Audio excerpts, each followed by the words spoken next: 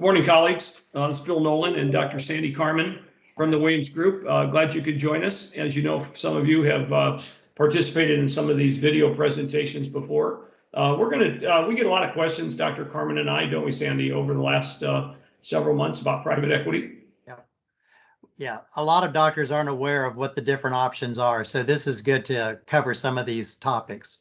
Yeah, and so there are probably, as Dr. Carman and I have been doing a lot of private equity the last couple of years, we've noticed that there's probably 4 or 5 really big categories or questions that most doctors have. So what we're going to do is, because we know doctors, your time is valuable, and because of the differences in time zones, when you're free to be able to watch some of these, we're going to try to do these in just vignettes of 5 to 7, no more than 8 minutes, and you can watch the ones that are of interest to you, so you don't have to sit for 45 or 50 minutes through a long webinar to get an answer to just a specific question you might have had. So Dr. Carman is a old friend and client. Dr. Carman had a big practice in the Atlanta metropolitan area north of Atlanta. Marietta, right? Yeah, Marietta, outside of Atlanta. Outside of Atlanta, north of Atlanta. And Dr. Carman started with us as a consulting client, and then he came over to the transition division when he decided to sell his practice. And he has an MBA, he's got a varied background. He can tell you a little bit more about that.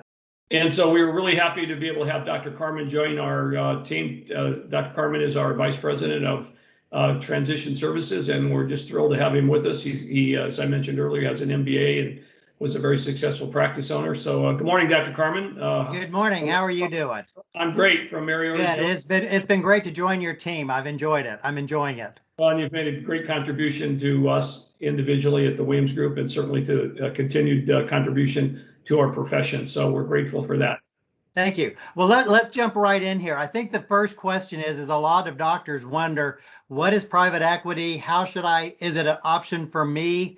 Is it something I should consider? So kind of explain a little bit about the difference of private equity versus selling it to another practice or to another doctor. Yeah, great. And an excellent question, isn't it? You know, we get it asked all the time, just what is private equity? Sometimes there's an assumption that any kind of outside, let's just call it third party buyer, is quote unquote private equity. Sometimes you'll have a medical group, sometimes you'll have a big hospital corporation group that is looking at buying a lot of eye care practices, both in optometry and in ophthalmology. But that is not really in the strict sense what private equity is.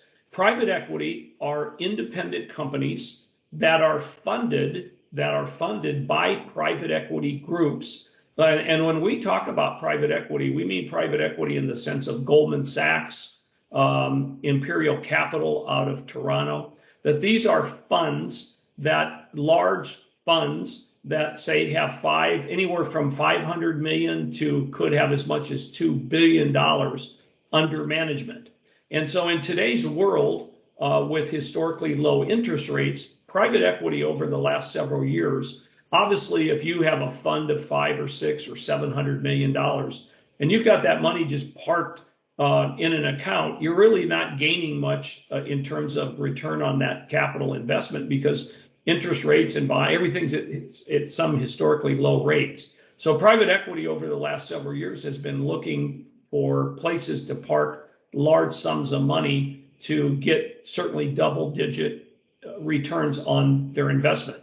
So what that led them to do is they started looking into healthcare. And you might say to yourself, well, why would they look into healthcare? But if you think about healthcare, if you take a kind of 30,000-foot view of healthcare, healthcare for the most part, and we, of course, obviously in optometry, fall right into this basket. Optometry is basically a recession-resistant profession. It's not recession proof, but it's recession resistant.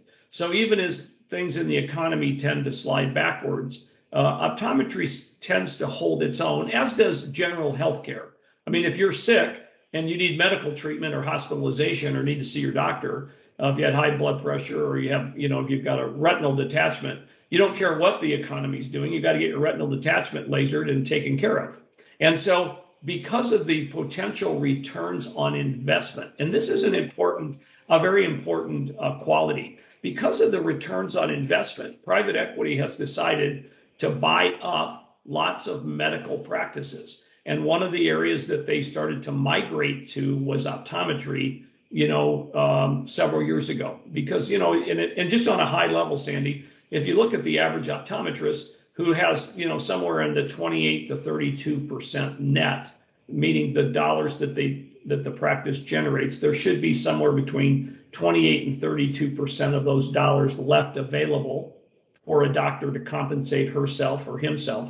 And so private equity came in and said, gee, if we've got 30% to play with, and we can get the optometrist to work for 15%, then in essence, that's going to guarantee us as a private equity investor, that's going to guarantee us 15% on our money. And 17% is pretty hard to beat. Would you feel like that it's fair to say that there's different types of private equities? I think a big fear for a lot of doctors is that they're going to sell to a corporation like, just as an example, the big player is My Eye Doc.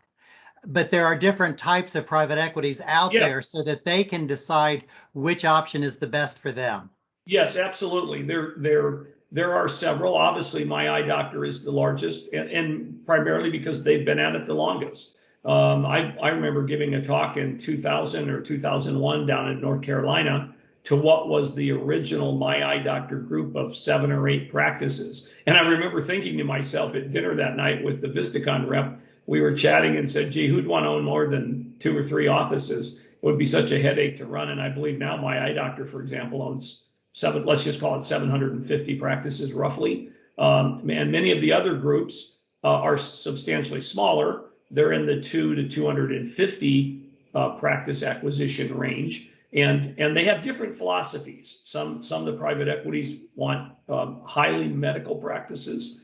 Some are not as concerned about that as they might be on the optical side. So there are philosophical differences. The other big thing that I think is important when you think about private equity, and we'll talk about this more later in the program, is that you can often get, depending on the private equity group, what's called in the business rollover equity. In other words, if I sell my practice to private equity for $1 million, I may have a chance to take anywhere from 5 to 10 or 15% of that money and roll that over into an ownership interest in the private equity firm itself.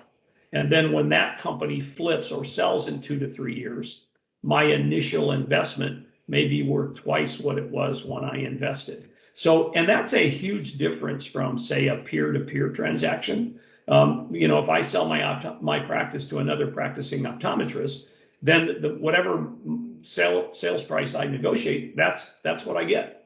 That's it. There is no second bite at the apple. But often, not always, but often with a private equity transaction, there's what we call a second bite at the apple. I'll have an opportunity to roll some of my purchase price into the private equity firm itself.